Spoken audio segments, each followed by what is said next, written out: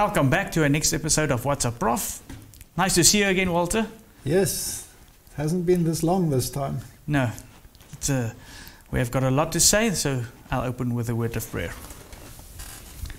Our Heavenly Father, thank you very much for bringing us together again. We ask that you guide our discussion and let the Holy Spirit open our minds and bless us with all that you do with us. In Jesus' name, amen.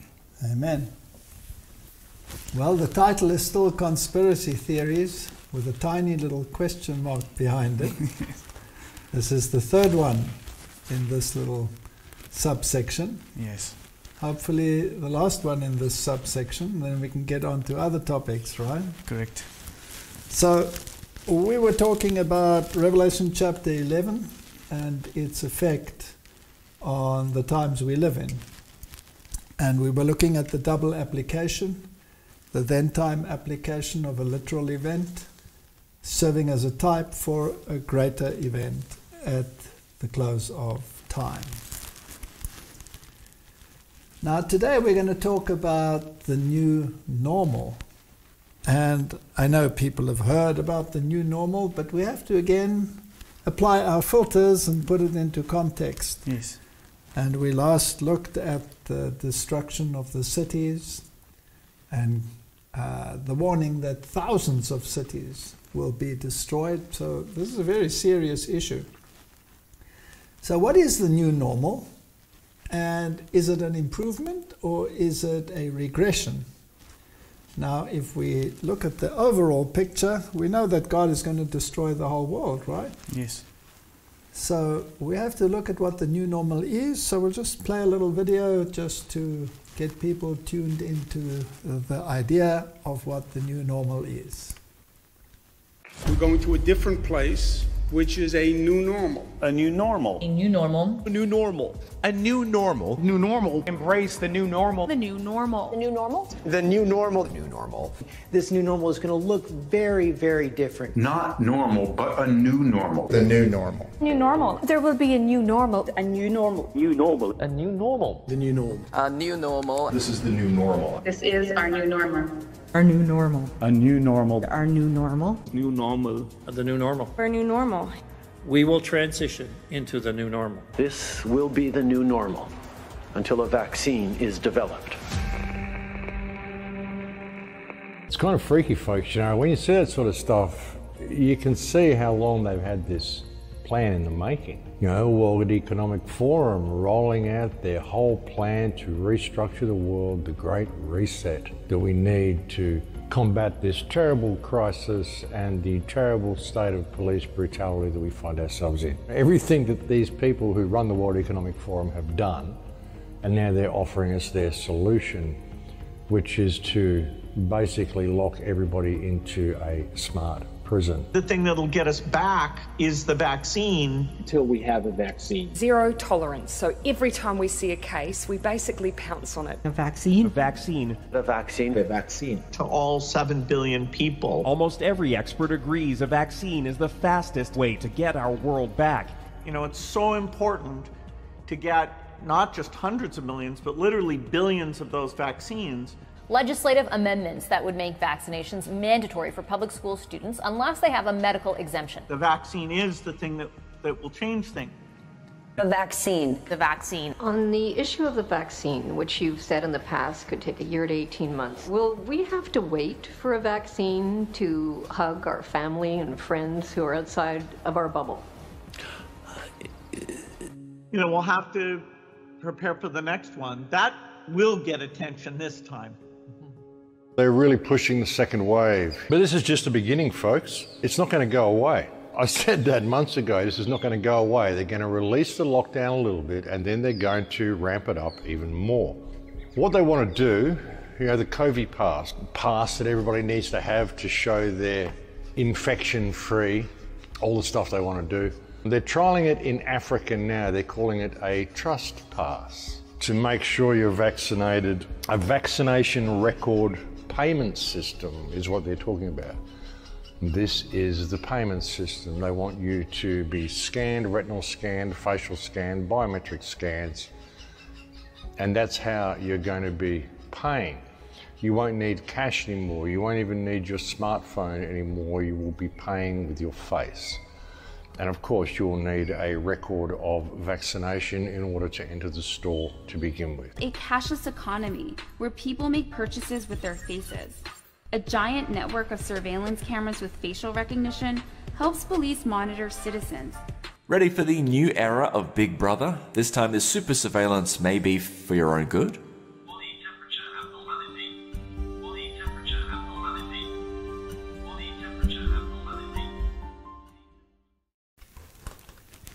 Well, this is what they're saying the new normal will be looking like.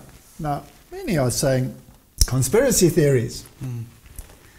They mentioned the World Economic Forum and the webpage of the World Economic Forum. I think we should have a look at that webpage. Definitely, especially following on the one we did on the Great Reset. Yes. So, is this a conspiracy theory or is this a conspiracy fact? Or, just a thought, there are still those that pin their hopes on a Q character who will save the world from this tremendous push in this direction. Is this going to happen or is this not going to happen? And of course, those who champion the idea that this whole New World Order issue will be set aside and normality and morality will be coming back, they are pinning their hopes on Donald Trump, right? Yes. And this becomes very fascinating. So let's have a look at some of the other issues that we can talk about. Well, firstly, we have to, again, just see what the Jesuits have to say. Yes. I always like to know, what do they have to say? Not conspiracy. This is their webpage. This is their magazine, America, the Jesuit Review. Who goes first? The ethics of distributing a COVID-19 vaccine. I always like to know how these people think. Remember, their whole ideology is to follow the hierarchy and to have no mind of your own. Correct. Let's read what they say. A persistent anti-vaccination minority in the United States. I wonder whether it is a minority. True. It's when do you classify a minority?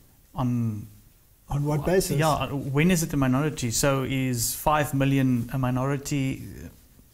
Well, whatever. If it is a minority, they better come right, according to these people.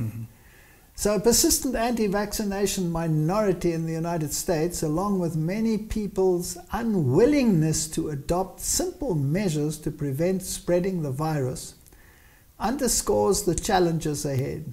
A vaccine program is concerned with the health of the community, and that should be important for any Christian. Americans often focus on individual health, but vaccines are essential for our health. Can you see how they're moving it in the direction of the collective? Yes, common good. Common good. Oh, they do. For the good of the community. There we have it. There we have it. Common good theology. Who defines common good? They do. Yes. Of course, particularly in the United States, there will be those who will not want to be vaccinated. Particularly if your theology, of course, is such that you consider this the possible mark of the beast. Yes. With the nanotechnology and all of those things. Just as there are those who refuse to wear face coverings in public and argue for the right to be left alone. But we should remember that public health cannot be solely concerned with the rights of the individual. So your individual rights must be curtailed according to their thinking. Yeah. We can respect free choice, but free choices have consequences. Healthcare does not fall neatly into the spheres of public and private behavior. The COVID-19 outbreak is a reminder to Americans that healthcare cannot be understood completely as a private good. Common good? Yes. There's no such thing as a private good. No. And that in solidarity with others, each of us has a responsibility to work for a common purpose. They're clever. They're trying to avoid the word common good so that it doesn't seem so obvious. Yeah. This is a public health crisis, and we need to understand a potential vaccine as an obligation for oneself and for society. So are they advocating force? Yes. And are they advocating for the vaccine? Yes. Definitely. Both of them. Both of them. Now, it's interesting that those who were trained at Jesuit colleges also have this mindset, right? Yeah. Obviously.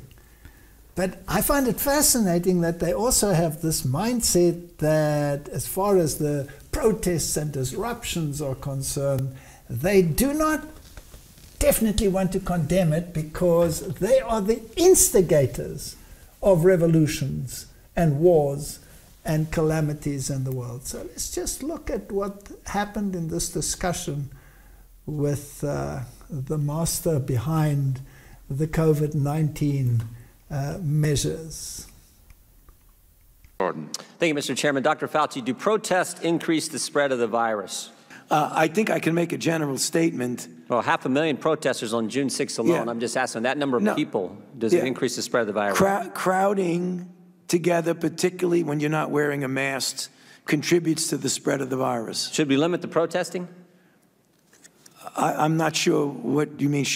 How do we say limit the protesting? Should government limit the protesting? I don't think that's relevant to... Well, you just said if it increases the spread of the virus. I'm just asking, should we limit it? Well, I'm not in a position to determine what the government can do in a forceful way. Well, you make all kinds of recommendations. You make comments on dating, on baseball, on everything you can imagine. I'm just asking you, just said that protests increase the spread. I'm just asking you, should we try to limit the protests? No, I think I would leave that to people who have more of a position to do that. I can tell you... Government stopping people from going to church, Dr. Fauci? Yeah. But no limit to protests, but, boy, you can't go to church on Sunday. What was the, I don't know how many times I can answer that. I'm not going to opine on limiting anything. I'm just going to tell you. You've opined on a lot of things, Dr. Fauci. Yeah, but I've never said this is something that directly impacts the spread of the virus, and I'm asking your position on the protest. Yeah, I'm not going to opine on limiting anything. I'm telling you what it is, the danger. And you can make your own conclusion about that. You should stay away from crowds, no matter where the crowds are. Government has stopped people from going to work, actually running their business. They got arrested. You think that's okay? You know, I'm not going to opine on who gets arrested and who does not. I mean, you get where I'm going. I'm telling you, as a public health official, I say crowds. Do you see the inconsistency, though, Dr. Fauci? There's no inconsistency, Congressman. There's no inconsistency. So you're allowed to protest, millions of people on one day in crowds yelling, screaming, but you try to run your business, you get arrested? And if you stood right outside of that same business and protested, you wouldn't get arrested? You don't see an inconsistency there? I don't understand what you're asking me as a public health official to opine on who should get arrested or not. That's not my position. You could ask it as much as you want. You've advocated for certain businesses. You've advocated for certain businesses to be shut down. I'm just asking you on your position on the protest. And we know the protest actually increased the spread of the virus. You've said that. I said crowds. I didn't say specifically. I didn't say protests do anything. So the protests don't increase the spread of the virus? I didn't say that. You're putting words in my mouth. No, I just want an answer to the question. Do the protests increase the spread of the virus? I don't have any scientific evidence that anything. I can tell you that crowds are known, particularly when you don't have a mask, to increase the acquisition and transmission. No matter what the crowd is. So you don't have a position on whether the protests increase the spread of the virus or don't increase the spread of the virus? I'm saying that crowds, wherever the crowds are, can give you an increased probability that there's going to be acquisition and transmission. But do you understand Americans' concern? I don't think we have to say anything. It's just interesting to see how he treads water. Yeah. He doesn't want to admit that the protests could be a problem, so he tries to skirt the issue. So we'll leave it at that, and people can make their own conclusions. Correct. I also find it interesting that those out there, we are talking conspiracy theories, right? We're not taking sides. We're just talking generally. I find it interesting that those who consider Donald Trump as the possible savior out of this forced scenario, well, they're saying that he's got it under control. It's interesting that at the news briefing not so long ago, he was quickly removed because there was a possibility of some danger from a shooter outside. And there are those who are saying that he will go underground because in the past he said that he was going to go underground. So yes. Are there moves afoot there? I mean, the conspiracy theorists are having a field day. And he's, of course, against the protests and says he will bring in, you know, the federal government to sort it out. And then you have this other faction. They seem to be playing this double game, right? Rubbing up against each other. So let's have a look at what he has to say. Well, the rebate that I'm doing cuts out the middlemen and it reduces costs, and the money goes back to the people purchasing the drugs. So I have a lot of enemies out there. This may be the last time you'll see me for a while. A lot of very, very rich enemies, but they are not happy with what I'm doing. But I figure we have one chance to do it, and no other president's going to do what I do. No other president would do a favored nations, a rebate, a buy from other nations at much less cost. Nobody. And there are a lot of unhappy people. The S&P 500 and the Dow Jones are going to be, I mean, the way they're going, it looks like they're just about going to be topping records hopefully soon. Excuse me?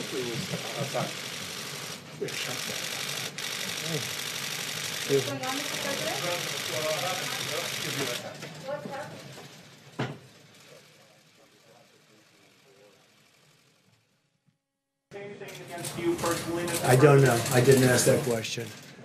It might not have had anything to do with me. It might have been something else. But it was on the outside of the premises. The wall, as you know, the fencing, especially the new fencing that they put up, is very powerful. But it was on the outside of the White House. Okay? And they'll have a full report. Secret Service, in a little while, will have a full report. Are you rattled by this at all, Mr. President? I don't know. Do I seem rattled? It's unfortunate that this is a world, but the world's always been a dangerous place.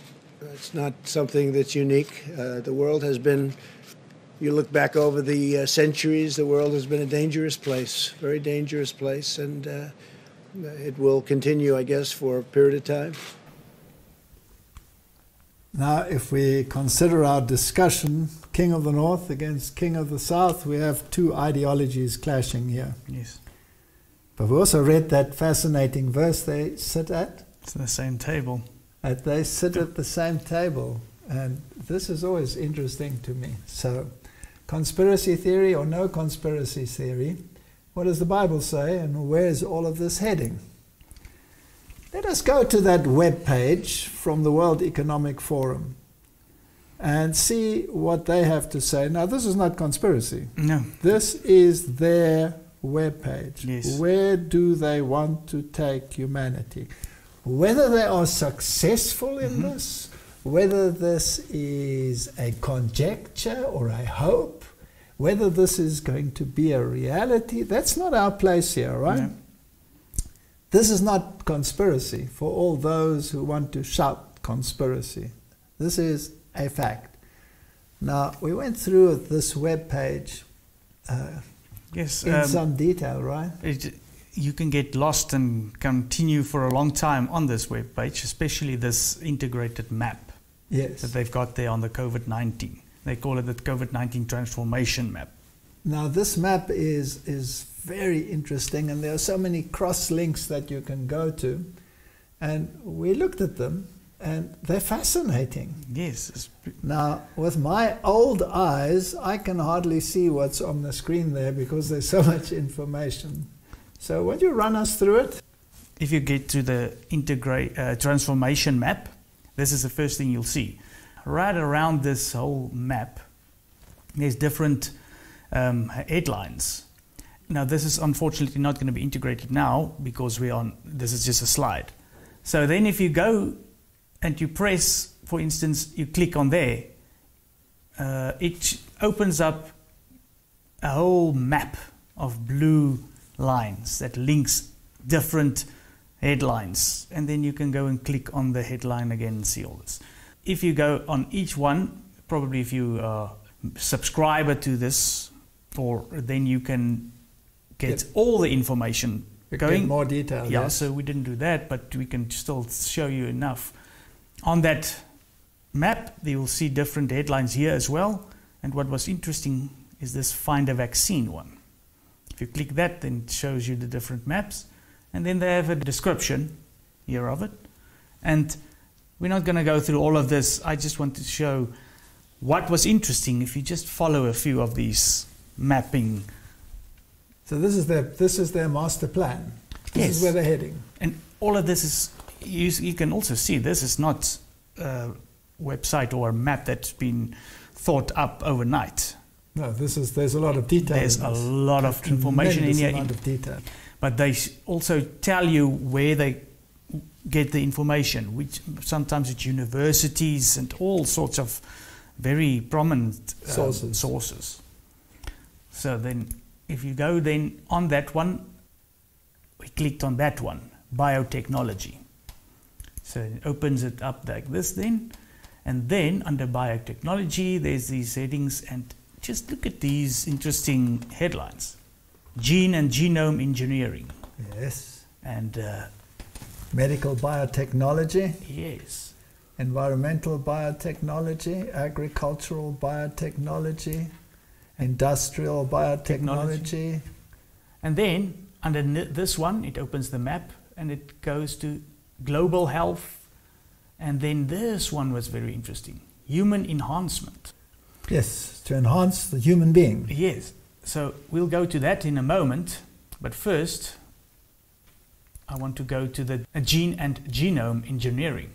And there was also an interesting one here called space. And under the space, there's space conflict. Now, I'm going through this rather quickly, but like I said, this can keep you busy for hours. And then, under space, there's one, artificial intelligence and robotics. And if you go into that one, then it starts getting interesting. Intelligence augmentation. But there's here again, human enhancement. So it shows you. It's on many sub-categories. So you've got space conflict, linked with artificial intelligence and robotics, and then there's also again human enhancement. So they link all these things together. The human enhancement I found particularly fascinating. Exactly. If you look then at the sub-menus under human enhancement, you can see there. Enhanced longevity. Humanness and autonomy, equity and social justice. Can you imagine a term, humanness and autonomy? That is an incredible thing. When are you autonomous as a human? When you are an individual, right? Correct. But what if you are subject to the common good?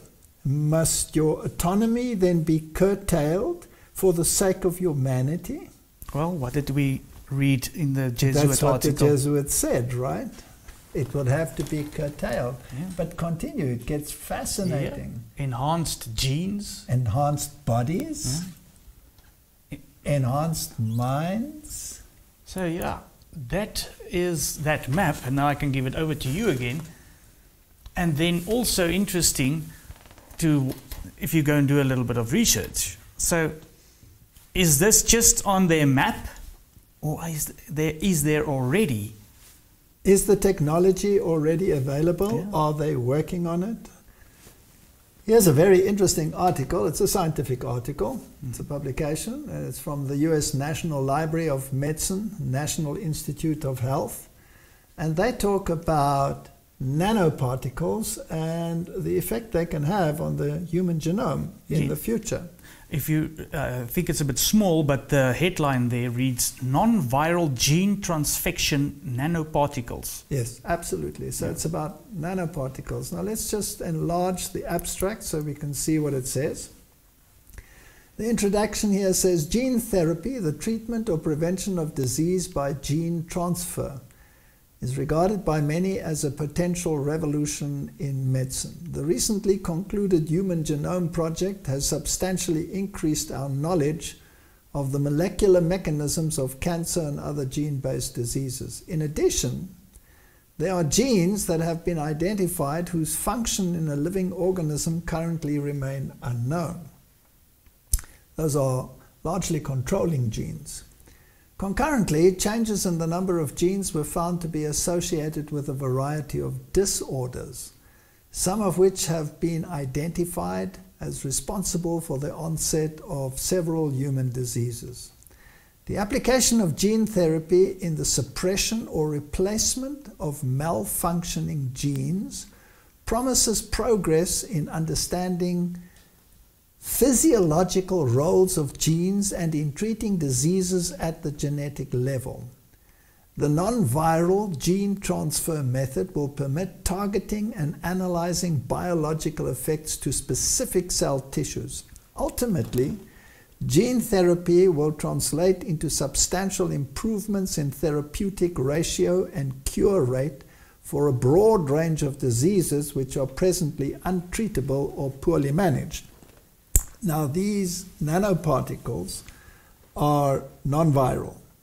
They are silica-based, and they contain information which directly affect the genes. Now, they're talking about disease here, but we've seen videos in this series where we talked about them, where they actually also can alter the genetics of your mind and even the genetics of your religious discernment center. Yes.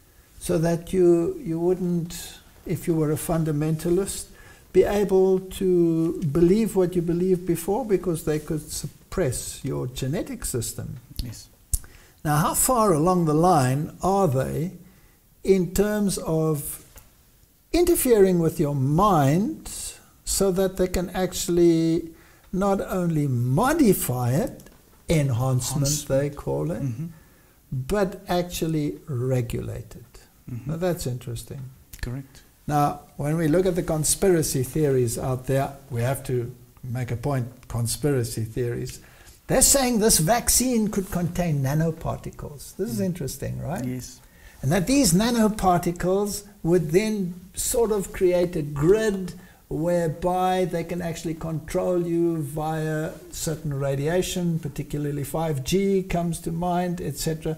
That's the mindset out there. Now, we're not going along with that. We're just saying that's the way it is.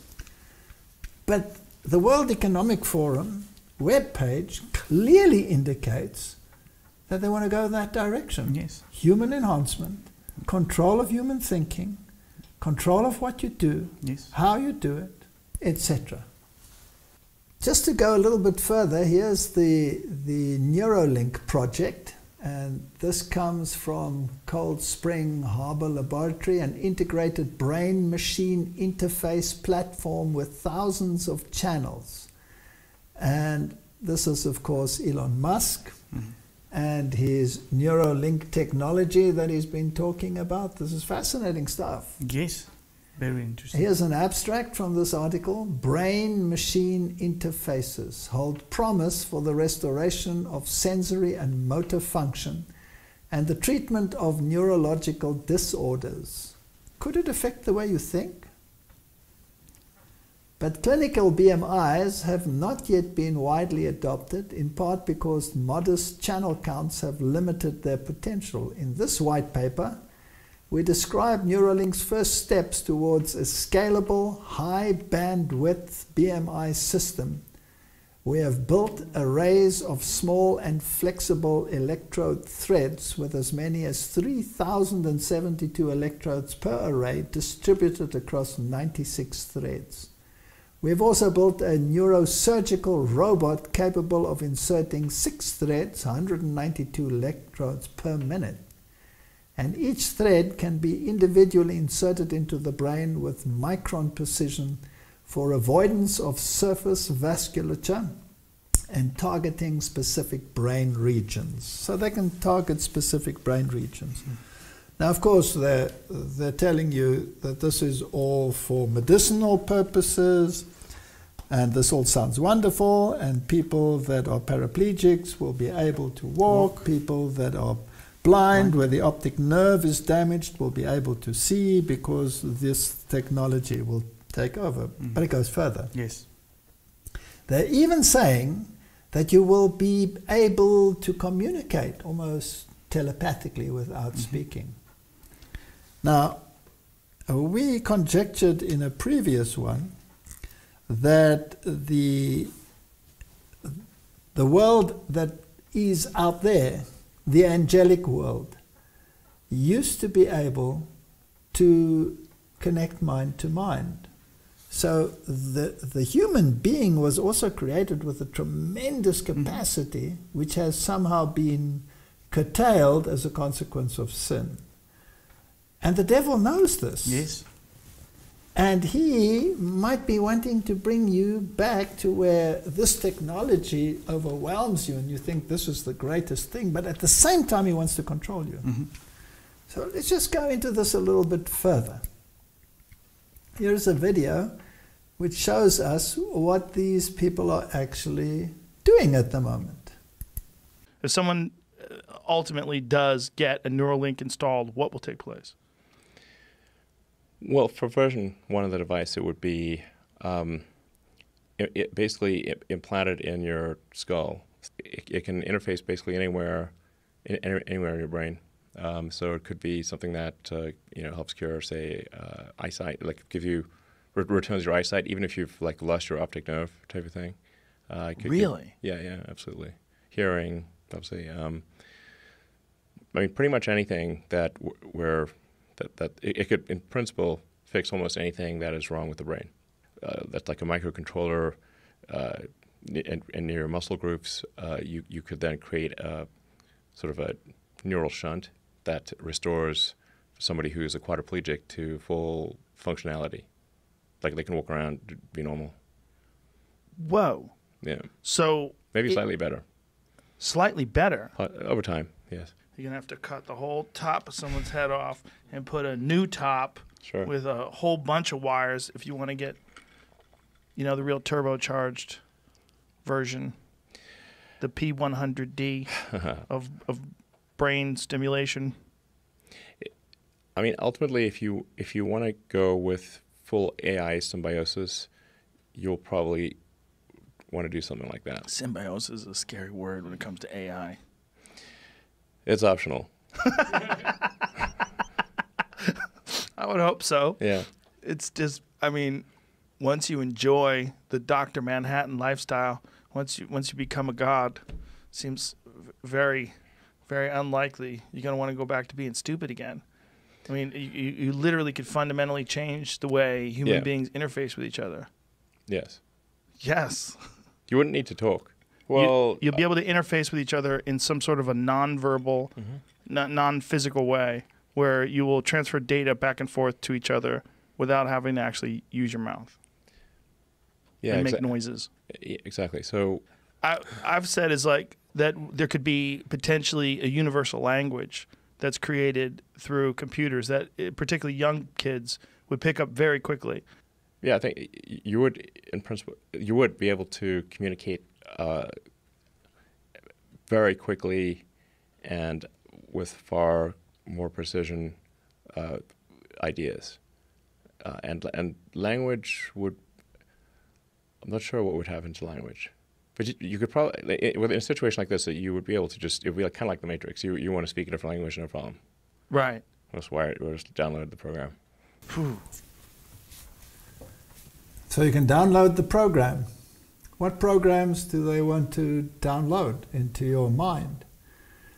Now, God communicates with humanity through the frontal lobe. And anything that impacts the frontal lobe impacts your decision-making capacity. Don't you think the devil would like to have control over your frontal lobe? What has he been using to date to get rid of the efficiency of your frontal lobe? Television.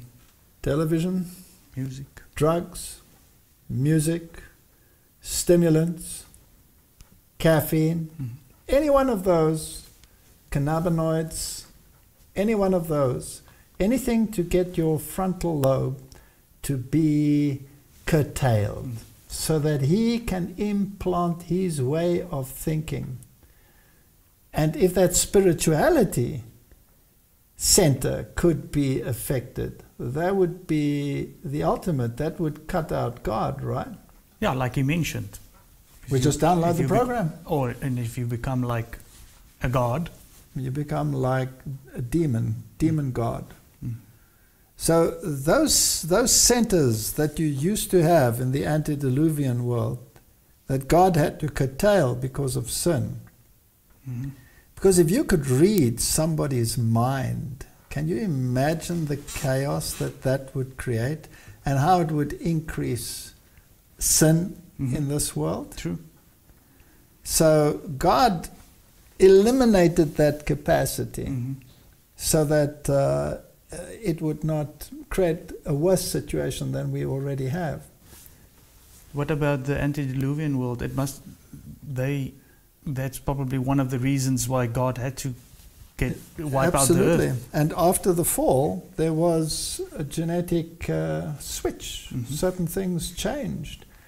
The plants changed, the animals changed, their diets changed, and all of these issues. But let's continue, because we're busy with a very important thing. Yes. They are saying that they can change humanity. Here's a statement from the Spirit of Prophecy. Comes from letter 114 of 1903. Satan uses influence of mind on mind. Cast out of heaven, Satan set up his kingdom in this world, and ever since he has been untiringly striving to seduce human beings from their allegiance to God. That's his aim. He uses the same power that he used in heaven, the influence of mind on mind. That would include things like suggestion. That would include things like hypnosis. He used these techniques. Now, what if he can step it up?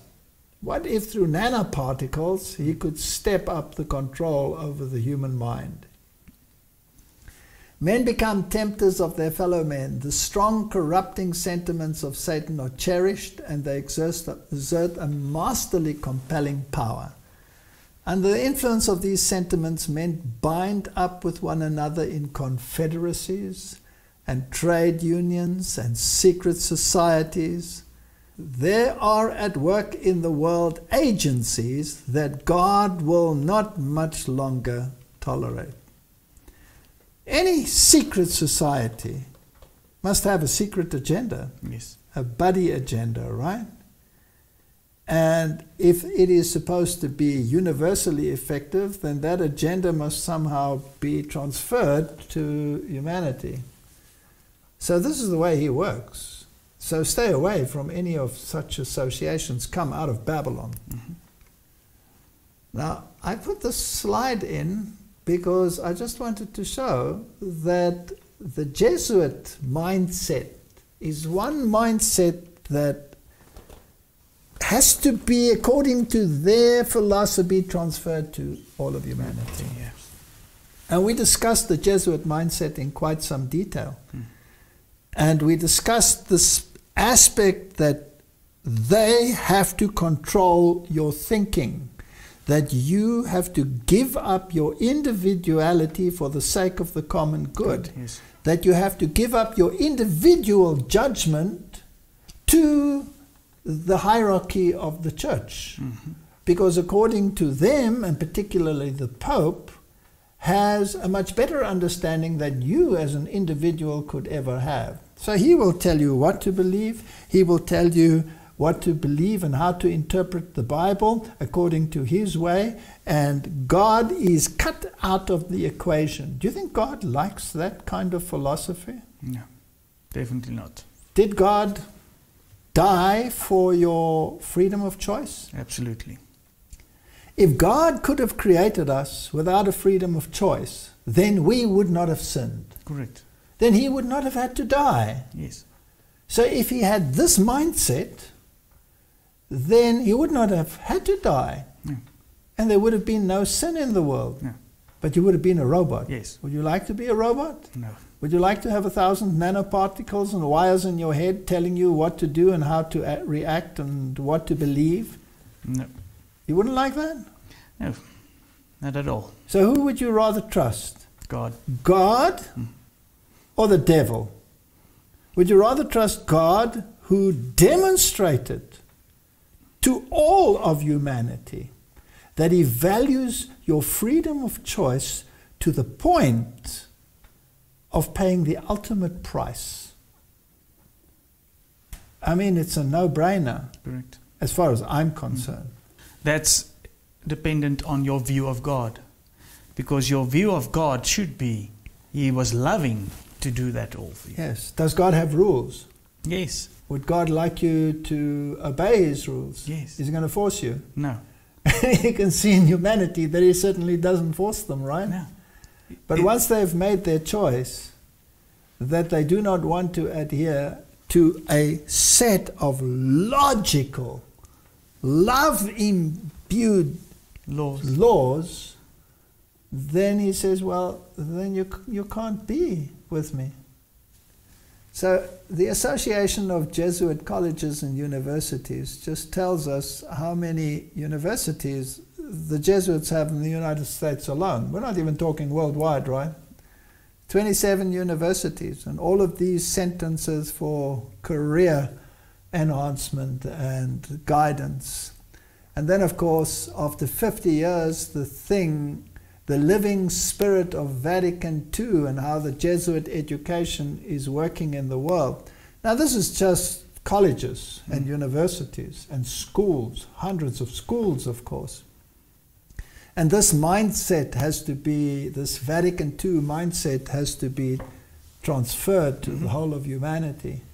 Now, who ran Vatican II? Who was behind it? The Jesuits. Yes. Who ran the First Vatican Council, which was the Council of Trent? The Jesuits. The Jesuits. Yes. I mean, this is their mindset.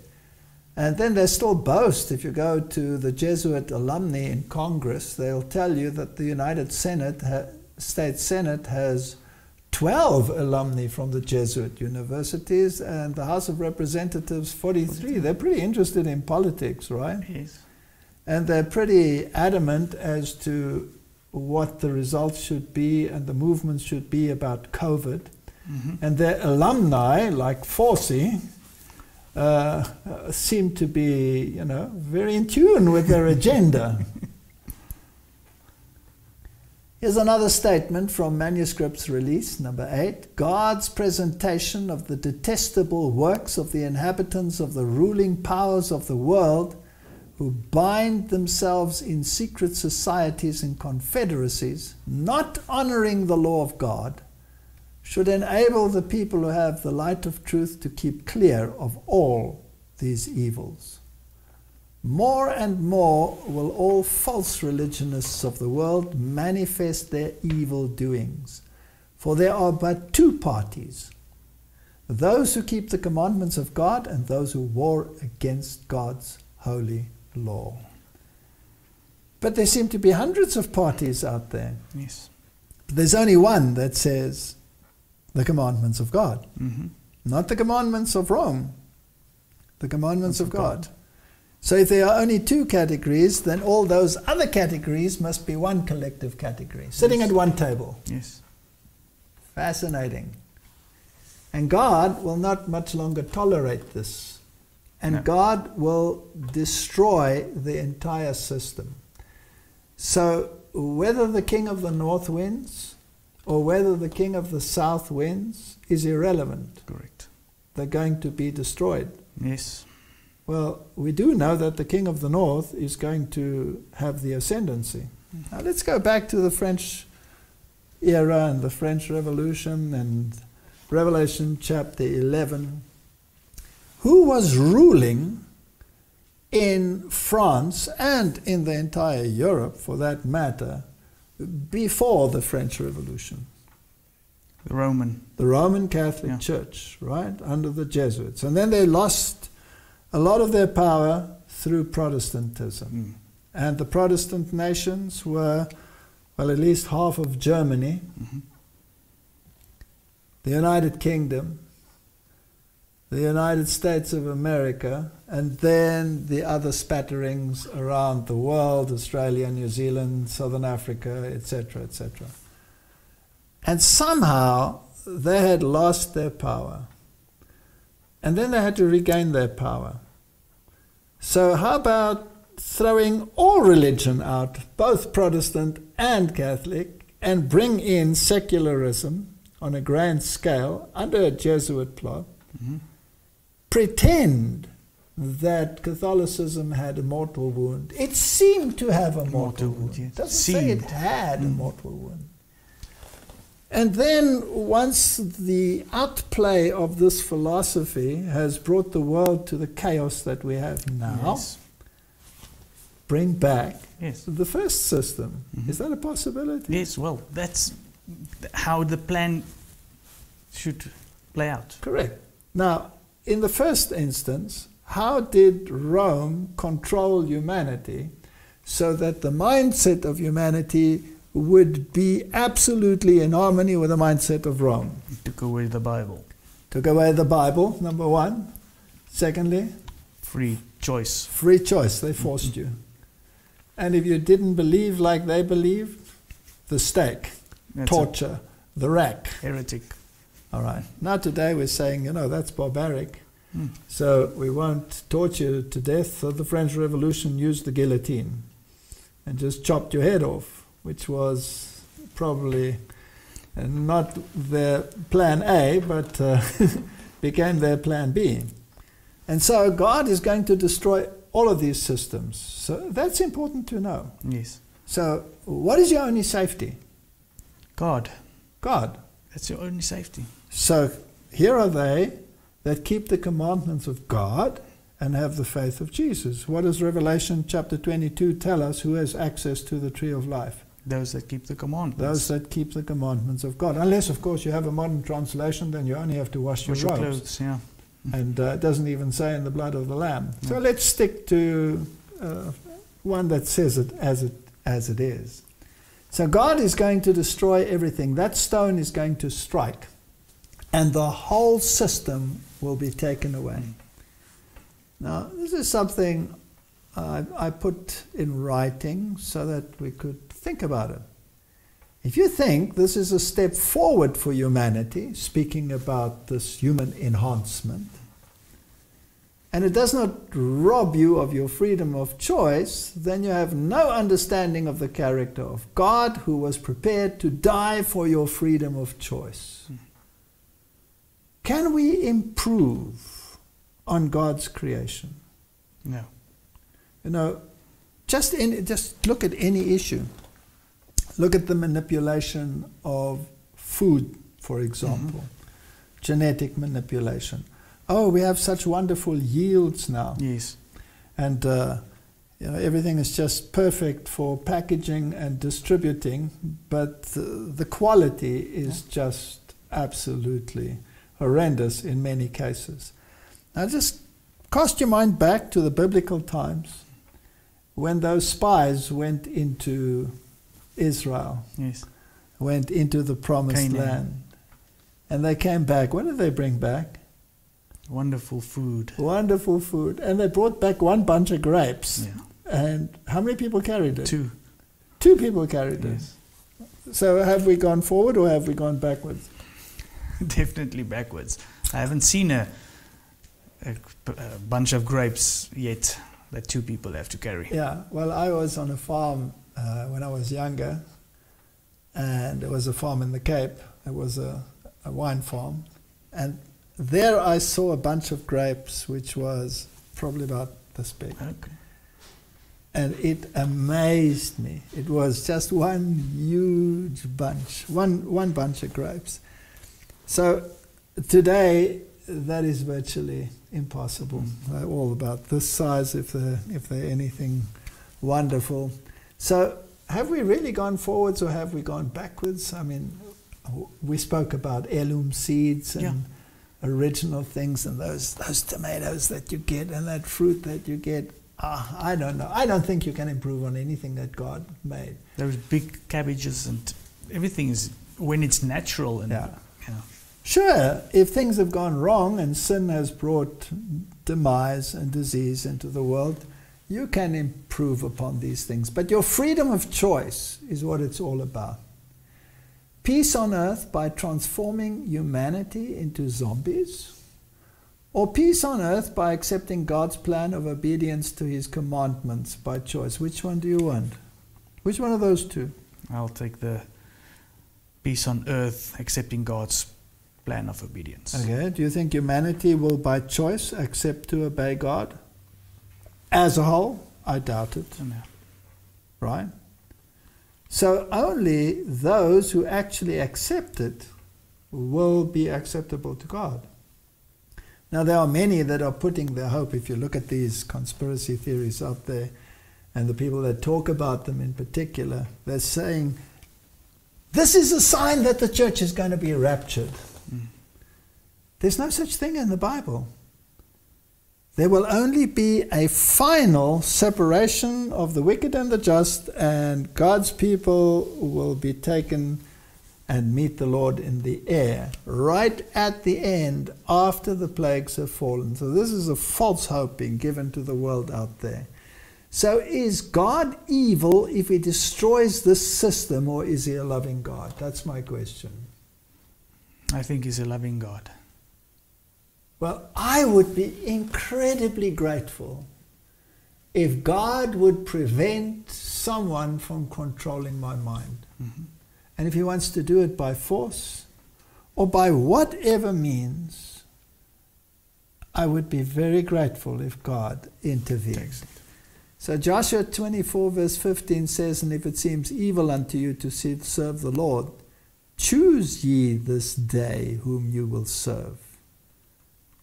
That's very important, your freedom of choice. So I don't believe that God will permit humanity to go to that point where they control people.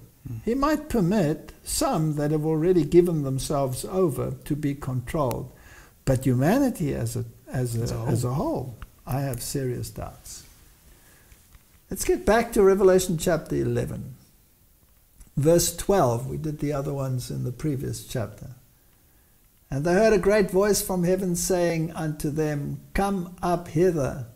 And they ascended up to heaven in a cloud, and their enemies beheld them. I call this a loud cry. So the Old and the New Testament, the Word of God, even though it was suppressed in the French Revolution in a literal sense, and then in an antitypical sense in the whole of humanity, which we have been dealing with in this course, then they will be lifted up again, and there will be a loud cry. Excuse me, mankind. Take a look at God's word. Make a choice. Either you fall under this system of coercion and human enhancement, or the other. Yes. That's your choice.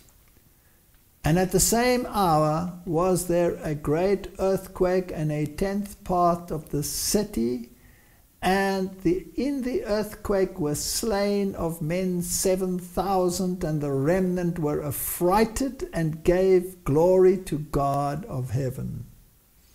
That was typical at that stage in the French Revolution. Blood all over, beheading of kings and queens and noblemen, and a destruction of the thinking people in an entire society. What a terrible situation occurred. And it is equated with an earthquake. So this is a reference to when they literally banned the Bible and the French Revolution took place. But antitypically, we are going to find similar circumstances. In other words, there will be an earth-shattering, earth-quaking event which emulates what happened in the French Revolution. and we've seen it. We've had the slides on the screen. But the good news is there will be a remnant that will see the things that are happening in the world, and they will give glory to God. So there will come a separation. Those that choose God's way, and those that go the way of humanity. And the second woe is past, and behold, the third woe cometh quickly. And then comes the seventh trumpet. This is the heading here. And the seventh angel sounded, and there was a great voice in heaven saying, the kingdom of this world are become the kingdoms of our Lord and of his Christ, and he shall reign forever and ever. And the 24 elders which sat before God on their seats fell upon their faces and worshipped God. So here is the final culmination. So what happened there in miniature, in a local capacity, will happen universally. We are in that phase right now. And then when probation closes, the trumpet will sound, and what was a fractional slaying of men over here, referring to 7,000, which is the number of God, the number of completeness, the number that God permitted, there will be a universal destruction of the entire humanity. That's what it says. Yes. Verse 17 says, saying, we give thee thanks, O Lord God Almighty, which art and wast and art to come, because thou hast taken to thee thy great power and has reigned. So God has permitted these things to this point, and when probation closes and the plagues fall, humanity is destroyed. In the final plague, when that hail falls and that mighty earthquake comes, all of humanity is destroyed. And God's people will be taken away. Not before then, as some of them say now. We'll go through it. They have to go through it. Remember that literal Israel was the type. They went through the plagues. Yep. Antitypical Israel will go through the plagues and will be taken away. And all the promises in the Bible apply to this time. 1,000 will fall by your side, 10,000 by your right hand. It'll not come near you. And this is after the close of probation. After the close of probation. Before the close, it's a different story. We will have turmoil. And what happens to the nations? They were angry. And thy wrath is come, and the time of the dead that they should be judged, and that thou shouldst give reward unto thy servants the prophets, and to the saints, and them that fear thy name, small and great, and shouldst destroy them which destroy the earth. So there will be a destruction, and there will be a redemption. You have to choose. Yes. And the temple of God, this is fascinating, was opened in heaven. So you get a vision, humanity gets a vision of the temple in God, of God. And what do they see inside this temple? And there was seen in his temple the Ark of the Testament. That's the Ten Commandments. The law of God. You have replaced it with human rights under Jesuit philosophy, French Revolution philosophy. The whole world has adopted human rights as opposed to God's commandments, Jesuit philosophy, and now they see this is the standard of righteousness. Yes. And there was lightning and voices and thunderings and earthquake and that final plague of hail, total destruction. 50 kilograms in some measurements, others slightly less, depending what measure you take for a talent. But that is a huge destruction. With rapid steps we are approaching this period when Protestant churches shall unite with the secular power to sustain a false religion. For opposing which their ancestors endured the fiercest persecution, then will the papal Sabbath be enforced by the combined authority of church and state. There will be a national apostasy which will end only in national ruin. Now we've discussed national ruin, we've looked at population reductions, that can only be national ruin. Just explain what is national apostasy. National apostasy is when the whole nation decides to follow the precepts of a power that is not biblical.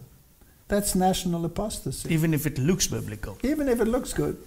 So if Rome says, I have an authority and I have the law and not God, and you will listen to my authority and not God's authority, then they've thrown down the gauntlet. And humanity has to make a decision. With whose authority are they going to run? Mm-hmm. And that national apostasy will be the government of the country. Enforcing a religious precept that is not biblical. And then comes national ruin. Now, let's have a look whether Donald Trump is saying that the churches should side with him and the government. I find this interplay at the moment between the King of the North philosophy and the King of the South philosophy very interesting. So let's just look at what he has to say. A lot of things shut down, including churches. Let's talk about that and the importance of reopening churches. I know you've talked about that. I think they should open the churches. It's up to the governors, but I think, and I'm recommending it, you open the churches. They'll spread, they'll be socially spread, they'll have masks, and they'll do what they have to do, you know, the hygiene and everything else that we know. It's a very simple list. But I think it's very unfair that they have, I saw Jim Jordan the other day talking about it very well, that they have 50,000 people protesting, and they're standing on top of each other practically, and yet you're not allowed to go to church, you don't go to schools. We want to open our churches, we want to open our schools, but they have to let the churches open. They want to put, I'm tell you, the Democrats want to put them out of business. They want to put the churches out of business.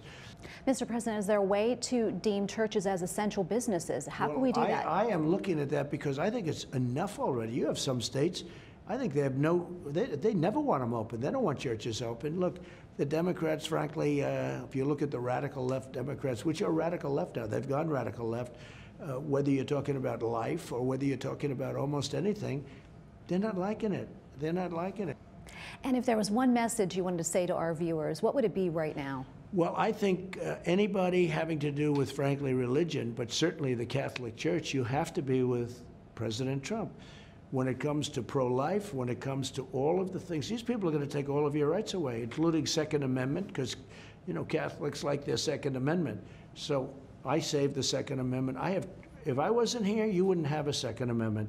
And pro-life is your big thing, and you won't be on that side of the issue, I guarantee, if the radical left, because they're going to take over. They're going to push him around like he was nothing. Now, don't you find that fascinating?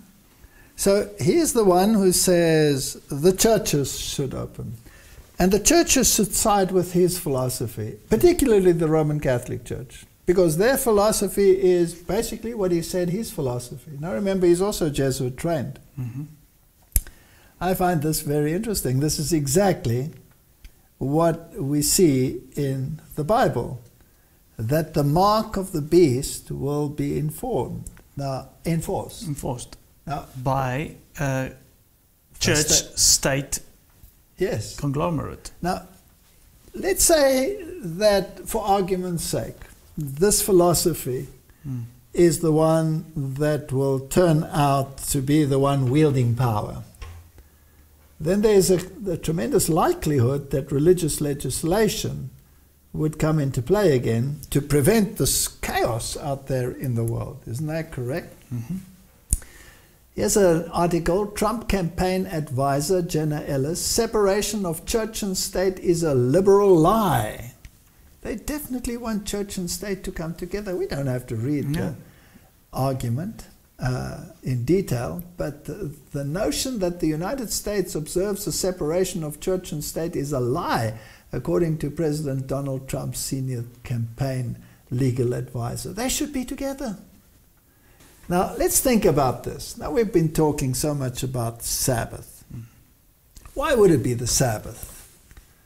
And people are saying that we are obsessed with the Sabbath. Mm-hmm. Well, let's think about it.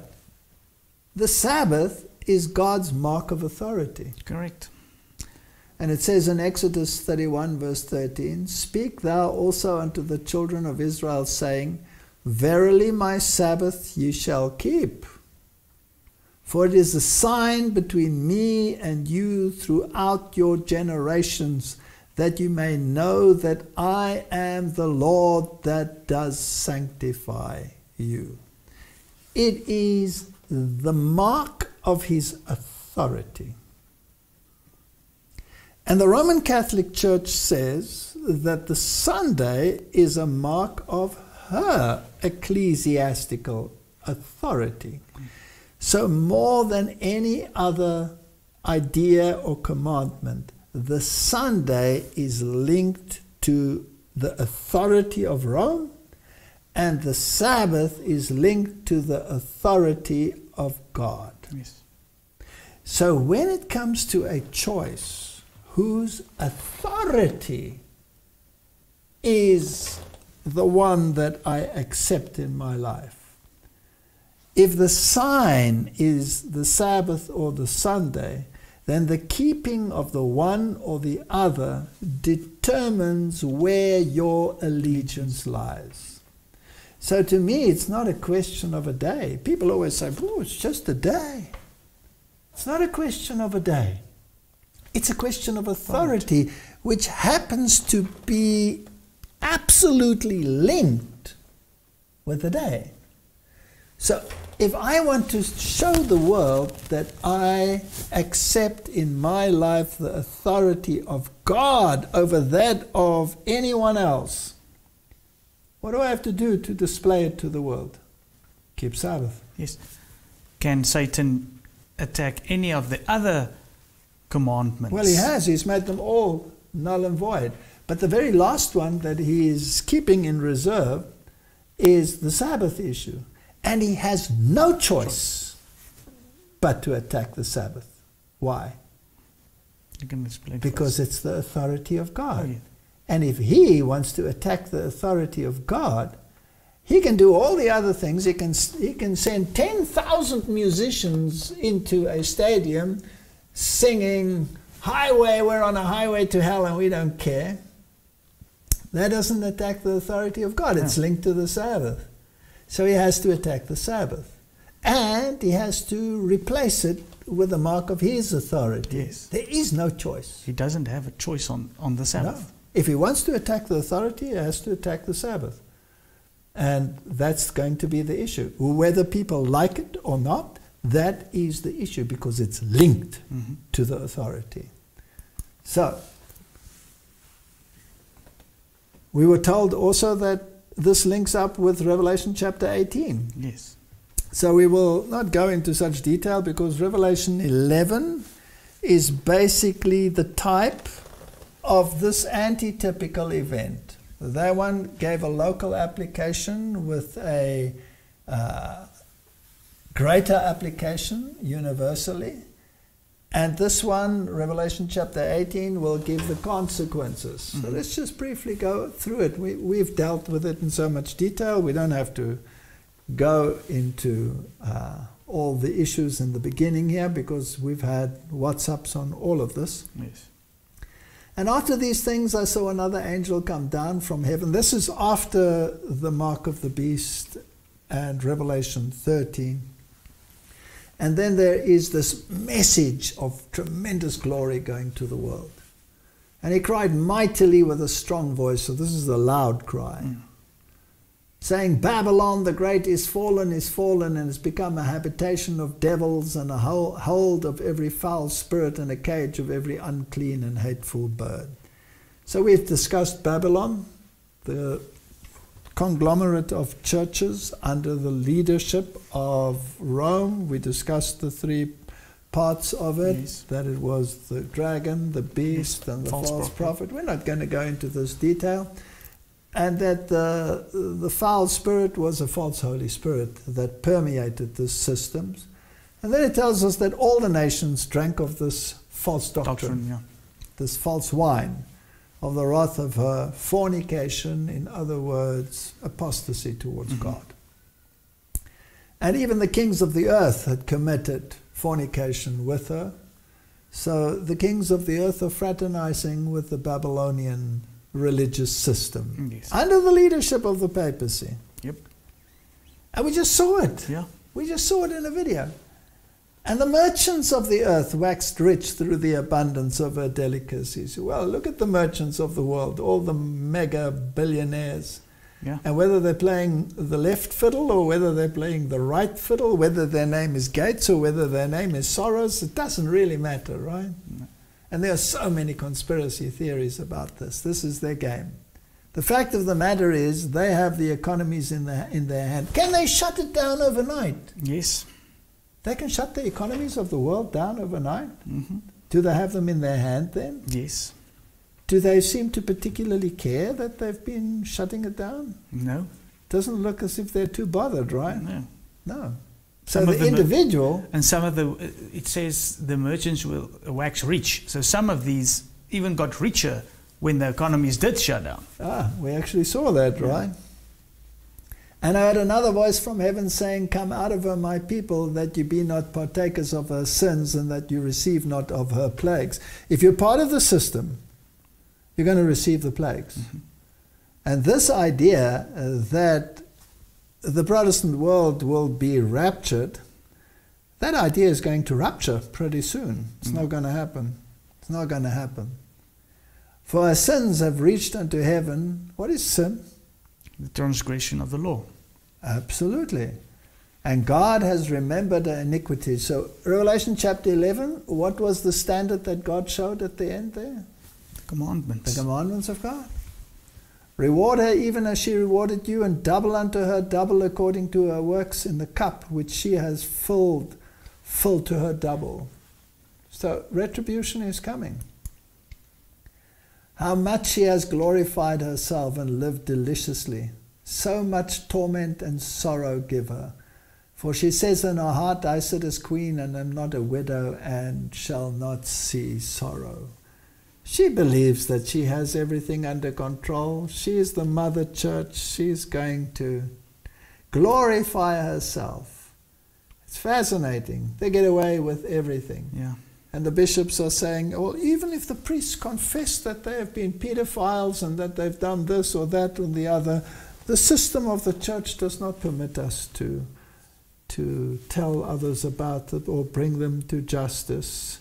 And they sit in all of this luxury wrapped in gold and all of these things. Therefore shall her plagues come in one day, death and mourning and famine. All of those. We will see terrible things on this earth. Yes. We are living in a time of crisis. And she shall be utterly burnt with fire, for strong is the Lord God who judges her. So she is a priestly prostitute, because she's going to be burnt with fire. A normal prostitute just gets stoned, right? Yes. So we know this is a religious system that's going to be destroyed. And what will the kings of the earth do when they see that the religious system has let them down? How will they know? The plagues. Yes, absolutely. First of all, the cities went. There was turmoil, there was death everywhere, millions of people dying. And they're saying, we have to get back to God. And we'll keep the Sunday and we'll enforce the precepts of the church. And then the plagues fall. And they will realize that they've been deceived. And what will they say? The kings of the earth who've committed fornication and lived deliciously with her shall bewail her and lament for her when they see the smoke of her burning. The people will turn against these churches and against this Babylonian system and says, you said that these people that were warning us and telling us to keep the commandments of God and not to keep the precepts of men were fanatics. Yeah, they were. And now look at us, we're dying like flies. There's famine, destruction all around us, and they will turn upon these false shepherds. And just as you had in the Old Testament times, when people, the enemies of God, destroyed themselves, so they will destroy themselves. Standing afar off for the fear of her torment. So, were they afar off in the beginning? No. No, they were in union. And now all of a sudden when they see the consequences, oh, but it's too late. Too late. It's too late. It's too late. Sort of like when Noah went into the ark. Yes. And the door was shut. And Too then late. afterwards, when it started raining, a lot of people probably then also thought, if only, if only, if now, only. yeah, if only. Alas, alas, that great city Babylon, that mighty city, for in 1 hour is thy judgment come, and the merchants of the earth shall weep and mourn over her. Well, imagine if these multi-billionaires are suddenly paupers, right? Yep. They will weep, for no man buyeth their merchandise anymore. I think Google might go out of business. Yeah. Do you think so?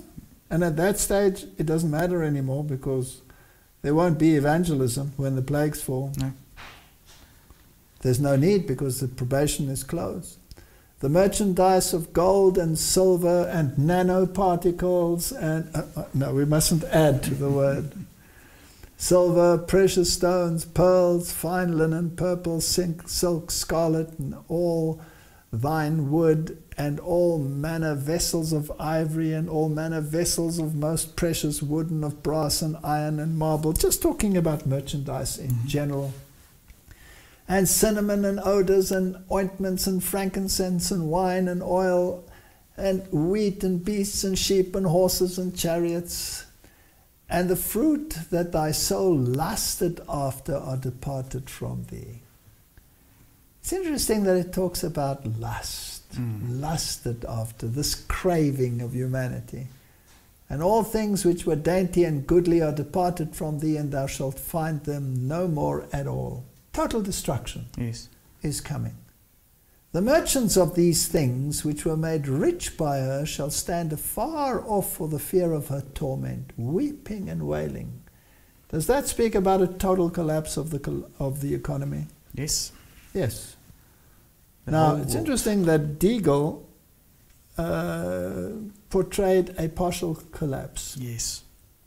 But here we have a Total collapse. So is Deagle, or is that maybe referring to a little bit different time? It's a little time of trouble, and then comes the greater time of trouble.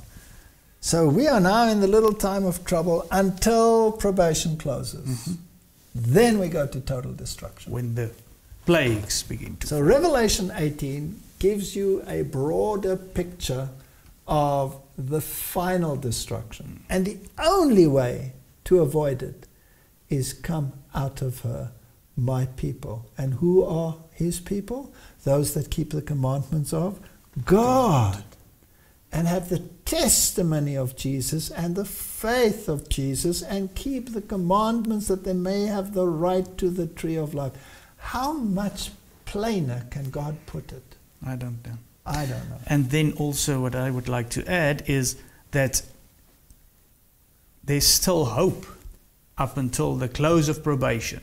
Absolutely. After that, then this is what will happen. There's no more hope. Now, listen to verse 16. And saying, alas, alas, that great city that was clothed in fine linen, purple, scarlet, decked with gold, precious stones, and pearls. Which church has those as its particular colors?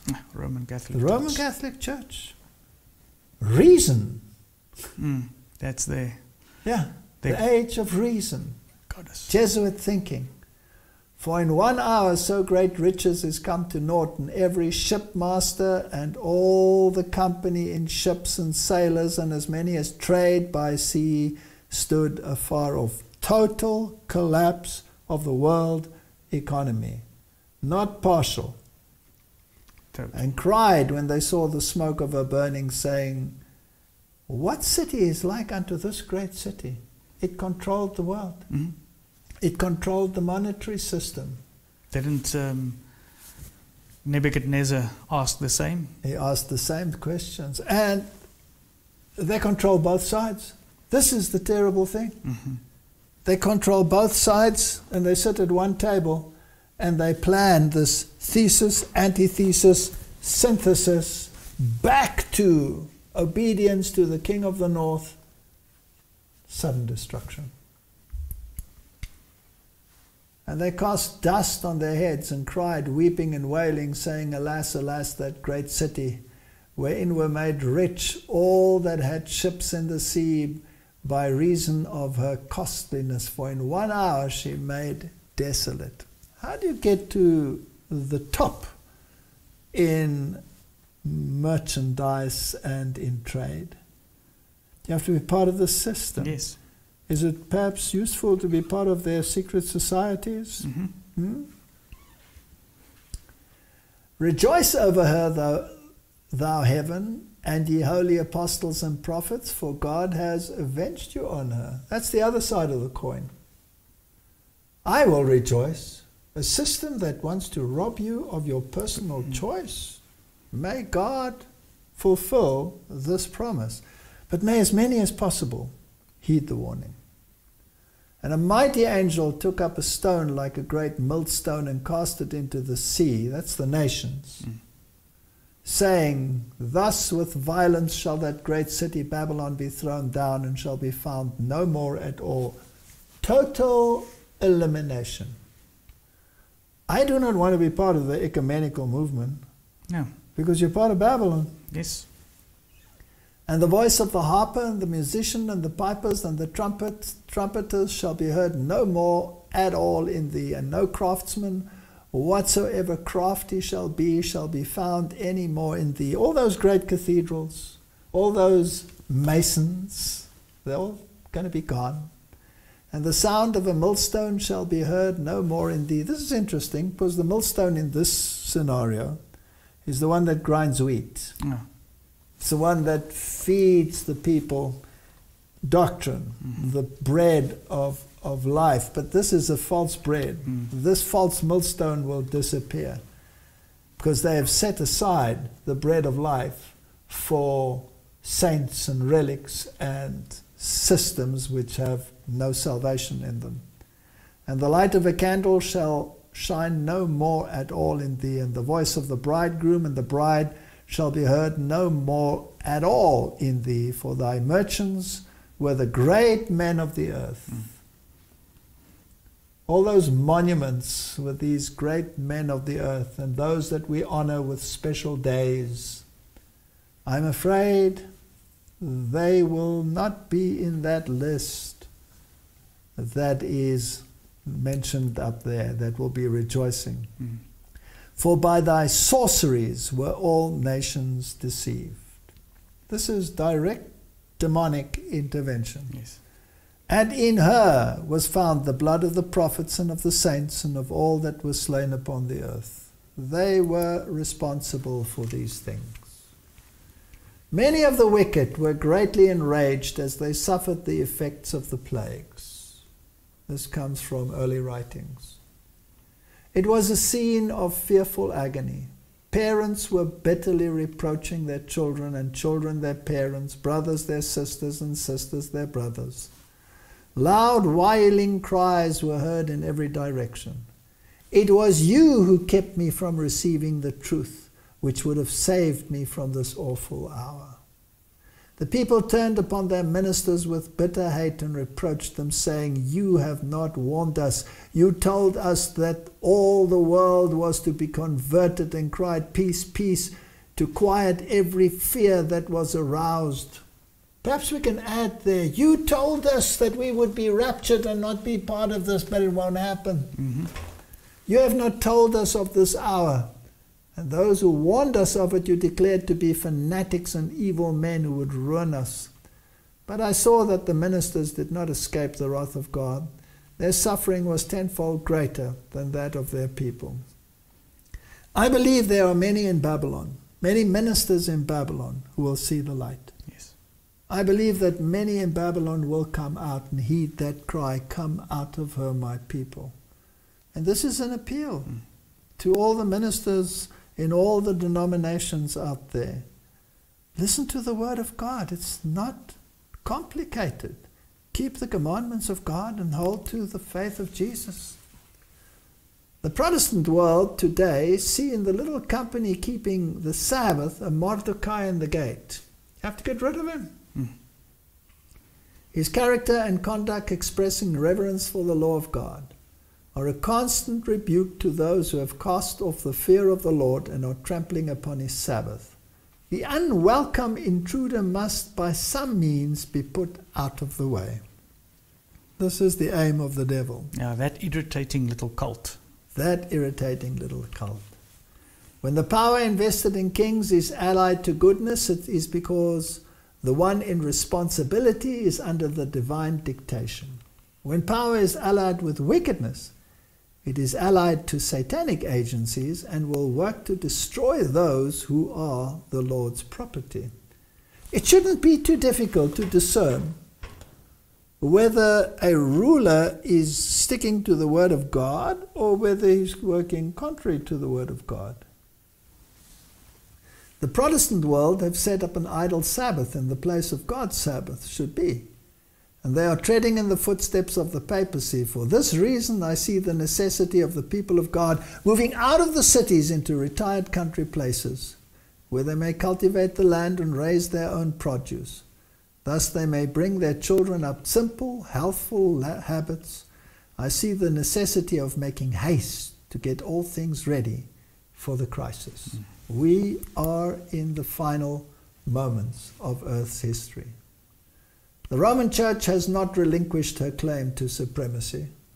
We can see it. Yeah. When the Word and the Protestant churches accept the Sabbath of her creating, while they reject the Bible Sabbath, they virtually admit this assumption. In so doing, they ignore the principle which separates them from Rome, that the Bible and the Bible only is the religion of Protestants. As the movement for Sunday enforcement gains favor, it will eventually bring the whole Protestant world under the banner of Rome. And then the Protestant world will learn what the purposes of Rome really are. Control, control, control. That's it. Only when it is too late to escape the snare, she is silently growing into power. Not so silently anymore. No. Her doctrines are exerting their influence in legislative halls and in churches. Did we see all those alumni in Congress and in the Senate? And in the hearts of men, she is strengthening her forces to further her own ends. And when the time comes, she will strike. All that she desires is vantage ground. Whoever shall believe and obey the word of God will incur reproach and persecution. I want to end with this verse. 2 Corinthians 5:10. For you must all appear before the judgment seat of Christ, that everyone may receive the things done in his body, according to that he has done, whether it be good or bad. My point with this verse is, all shall appear before the judgment seat of Christ, so that it can be determined what he has done in his body as well as in his mind, as to whether it is good or whether it is bad. That means God is going to hold everyone accountable. Can he hold someone accountable who is not capable of making a choice? No, he won't. Can't they? All right. So if he cannot make a choice, and the World Economic Forum is telling us that they're going to modify people so that they conform, will God permit it? I cannot see that he will, no. I don't see God can permit it. Why not? Because God is going to hold everyone accountable for their choice. So if a system takes away your freedom of choice on a universal scale, God will have to stop it. Otherwise, he cannot fulfill this promise. So I believe that the time has come when this world is going to come to an end. And people may shout, this is fear-mongering or whatever. No, I believe it's just a reality. It's common sense. Humanity, on every level, in terms of corruption, in terms of blatant apostasy, in terms of blatant, horrendous criminality, in every single level, spiritually, Satanism, the world has reached the point of no return. Yes. It cannot be fixed. And I believe God is going to intervene. And may this series help people to make a choice. Make a choice. Either we obey God, who died for our freedom of choice, or we obey the system and we become robots. May God help us with that choice. Shall we close with prayer? Please. Heavenly Father, all that has been prophesied has and is coming to pass. And what remains for humanity is to make a choice. And the choice is a simple choice. A choice between the authority of God and the authority of man. A choice between freedom and a choice between slavery. Help us to make the correct choice in Jesus' name. Amen. Amen. Thank you for watching this video. To subscribe, click here. When the bell appears, click again to get notifications. To watch the next video, click here. Thank you.